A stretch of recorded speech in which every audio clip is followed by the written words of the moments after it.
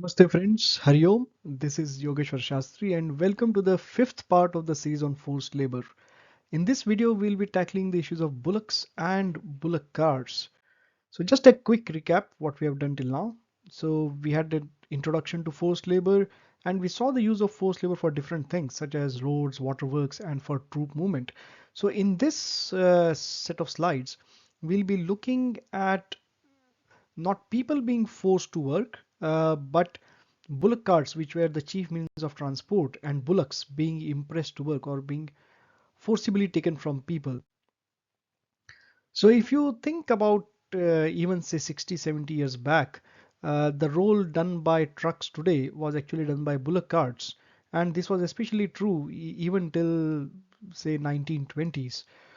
So this was one thing which was in great demand by the British occupation because obviously they had to transport troops, raw materials, officers, everything was moving from one point of the country to another.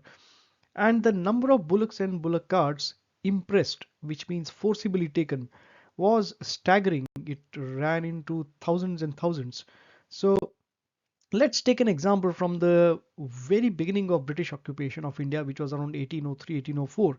So this propaganda painting, it shows, the Duke of Wellington, Lord Wellesley, victoriously riding a horse against the Marathas in the Second Anglo-Maratha War from 1803, 1804. So this war was what decided the fate of Bharat for the next 143 years till 1947. Now, in this war, uh, there was a British officer who became quite famous later on, uh, Colonel Munro, who forcibly gathered between 8,000 to 30,000 bullocks from Andhra Pradesh, and most of these bullocks died during the Anglo-Maratha War. And as you know, bullocks were absolutely essential for tilling the fields. Without them, you couldn't do anything. So this shortage of bullocks led to famine in parts of Andhra Pradesh in the early years of the 19th century, and lakhs of people died as a result. Uh, but the next slide, I want to show how far we have fallen intellectually. So this is a kind of a nice painting of Sir Thomas Munro. He went on to design a British revenue system which was implemented throughout India, which was known as the Ryotwari system or the Rayatwari system. So in this system, instead of the British government dealing with landlords or any middlemen, they straight away dealt with the farmers and took tax from them.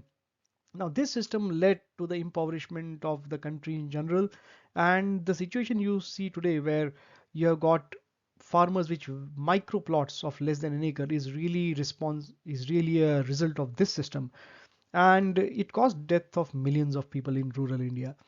Uh, and I'll touch on the reasons in different presentation.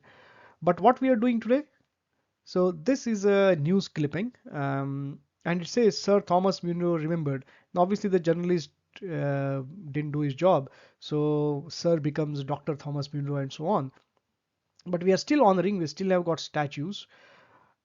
This is unthinkable in any other country except India.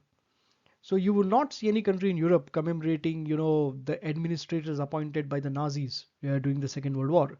So this is the only place on earth where we still honor our colonizers.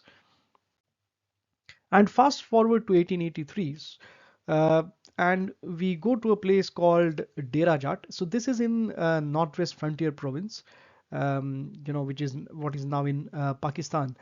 So this is a statement by the Deputy Commissioner, officer called Captain Massey.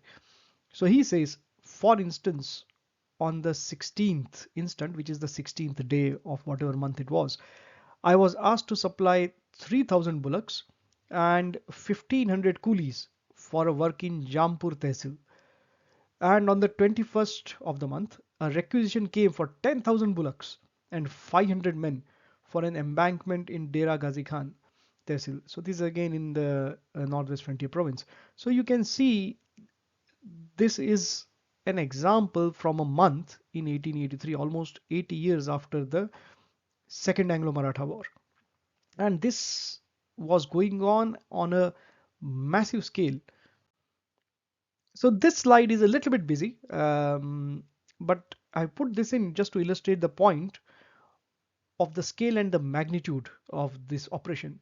So this data is from Madras Presidency around 1880, and Madras Presidency had 126 higher level bureaucrats concerned with land revenue collection, such as collectors and district magistrates. Sometimes they kind of doubled up.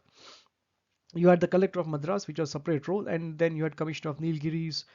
Then you have got the principal assistants to the collector, sub-collectors, joint magistrates, special assistants, senior assistants, head assistants, assistant commissioner, and assistant collector. So all of these miscellaneous kind of number comes to 126 higher level bureaucrats, not the lower levels. So these are higher and mid level. And from the documents, the cards required by them for movement throughout Madras Presidency comes to 2185 in an year. Okay, but keep in mind this is a very short list as it only contains what we would call today as grade 1 civil service officers. Almost every other department, whether the military, the police, public works, survey of India, white civilians, and even lower level Indian collaborators such as tehsildars, etc., availed of this facility.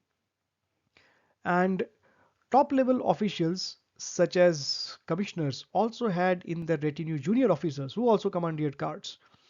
And for military movements, the carts commandeered ran into thousands. And there's a statement, not a single regiment could make one march from its lines without pressing carriage. So carriage means bullock carts for transport and bullocks, and pressing means forcibly taking from people. So the true numbers are probably 10 times just for Madras Presidency. Now I'm not even talking about the other presidencies and areas of Bharat at that time. And this is an example from Ahmednagar, because you need to put two pieces of data together. One, you need to understand how many cards were approximately forcibly grabbed in a year. Second thing is how long were these officers traveling throughout the countryside. So this is a data from Ahmednagar in Maharashtra, and here I put just a random photo of a monument there from the Nizam Shahi dynasty. It's called Salabat Khan's tomb.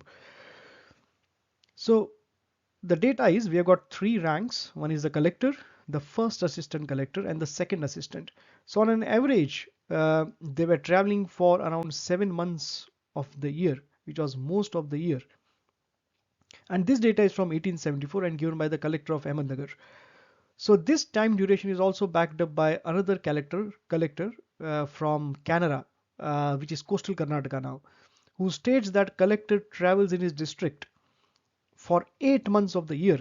So it can be safely assumed that each village in the district was visited by the British terror at least once through the course of the year. And here's the interesting tidbit. The term collector comes from the main job of this bureaucrat, which was to collect revenue from Indians. That's how the word collector comes about.